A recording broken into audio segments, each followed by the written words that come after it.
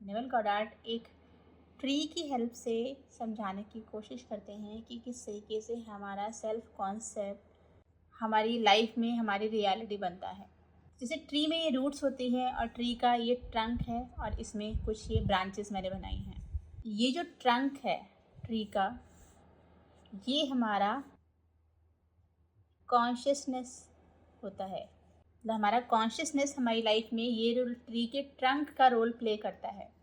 इस ट्रंक का रोल क्या है? सबसे पहले तो रूट्स से कनेक्टेड है, राइट। ये रूट्स से कनेक्टेड है। ये रूट्स क्या है हमारी?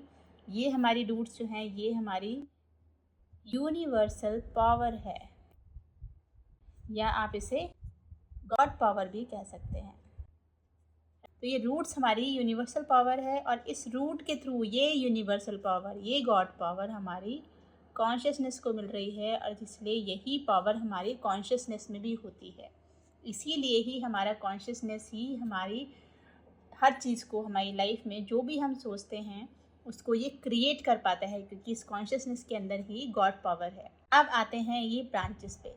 तो ये जो ब्रांचेस हैं, ये शाखाएं, जो डालियाँ दिख रही हैं, ये क्या है? नेवल गॉडार्ड बताते हैं कि ये डालियाँ, ये शाखाएं रिप्रेजेंट करती हैं हमारे सेल्फ कॉन्सेप्ट को। हमारा सेल्फ कॉन्सेप्ट मतलब कि जो हम अपने बारे में सोचते हैं। जैसे फॉर एग्ज़ाम्पल, मैं अगर सोचती हूँ कि आई एम नॉट कॉन्फिडेंट, मतलब मैं कॉन्फिडेंट नहीं हूँ, मैं किसी भी चीज़ को करने जाती हूँ या मुझे कोई इंटरव्यू देने के लिए जाना है तो मैं उसके लिए बहुत ज़्यादा कॉन्फिडेंट फील नहीं करती हूँ। मुझे हमेशा ये डर लगता है कि मैं कॉन्फिडेंटली जवाब नहीं दे पाऊँगी या मैं फेल हो जाऊँगी। तो ये एक मेरा सेल्फ कॉन्सेप्ट हो गया। ऐसे ही एक और एग्ज़ाम्पल लेते हैं कि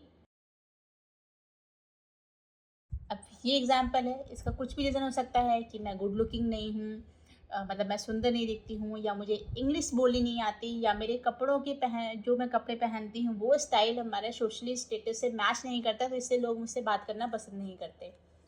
ये मैं अपने लिए नहीं बता रही हूँ, ये मैं एक एग्जाम्पल्स ले रही हूँ कि इस तरीके से हमारे सेल्फ कॉन्सेप्ट हो सकते हैं।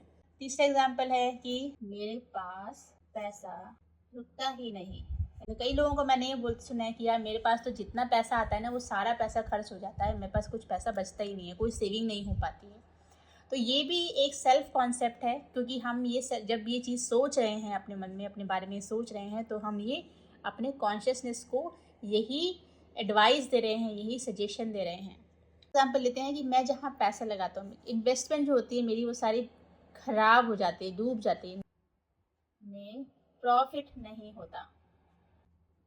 जहाँ भी आप पैसा लगा रहे हो वहाँ पे प्रॉफिट नहीं होता, या कुछ कभी किसी के साथ बिजनेस में लगा दिया, पार्टनरशिप में लगा दिया, स्टॉक मार्केट में लगा दिया, या कहीं पे कुछ इन्वेस्टमेंट की पर्पज़ से आपने पैसे इन्वेस्ट किए, तो वहाँ पर आपको कोई प्रॉफिट नहीं होता या फिर लॉस हो जाता है।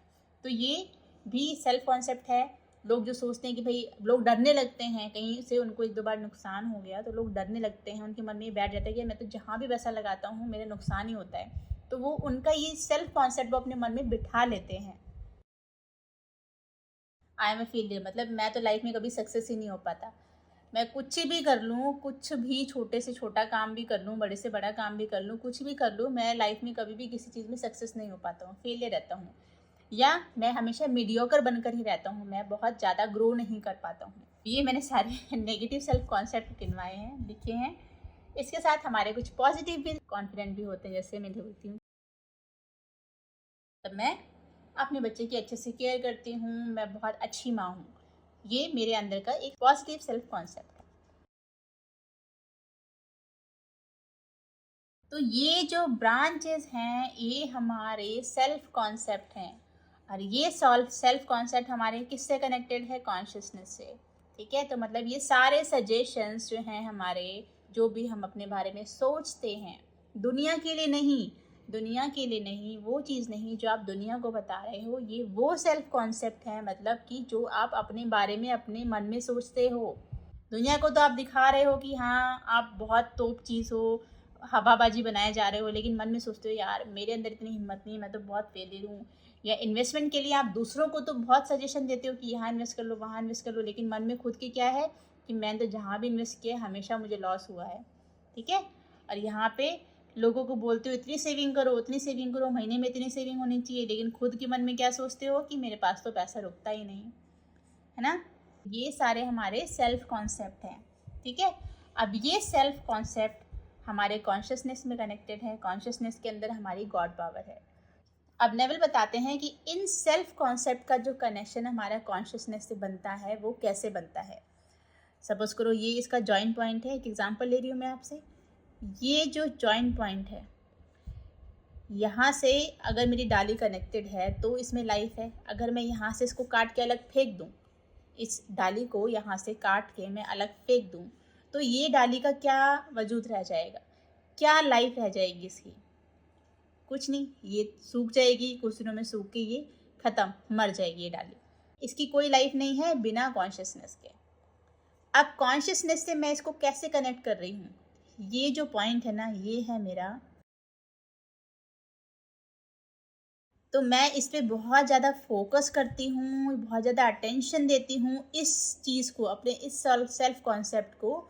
तो ये चीज़ मेरी कॉन्शियसनेस से जुड़ी हुई है, जिससे कि इसको लाइफ मिल रही है। और जब इसको मैं लाइफ दे रही हूँ, इसको मैं नर्चर कर रही हूँ, तो ये मेरी लाइफ में क्रिएट हो रही है।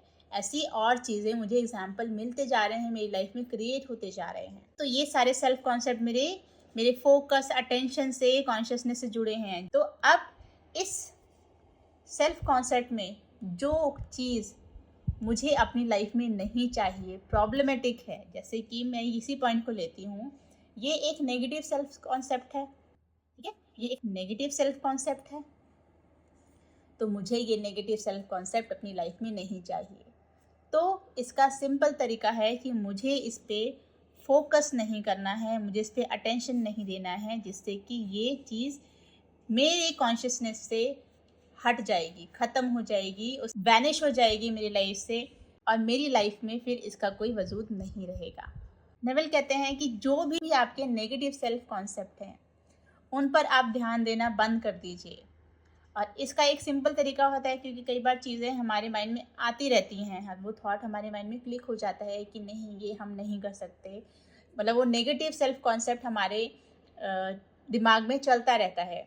तो इसके लिए, क्योंकि माइंड एक ही जगह पर फोकस कर सकता है, तो आपको जब भी लगे कि ऐसा कुछ थॉट आपके माइंड में आ रहा है, कोई नेगेटिव थॉट आपके माइंड में आ रहा है, आपका सेल्फ कॉन्सेप्ट आपके माइंड में बार बार क्लिक कर रहा है, तो आप यहाँ से ध्यान हटा के अपने किसी पॉजिटिव सेल्फ कॉन्सेप्ट की तरफ अपना ध्यान लेके जाएं, पॉजिटिव चीज़ों की तरफ अपना ध्यान लेके जाएं।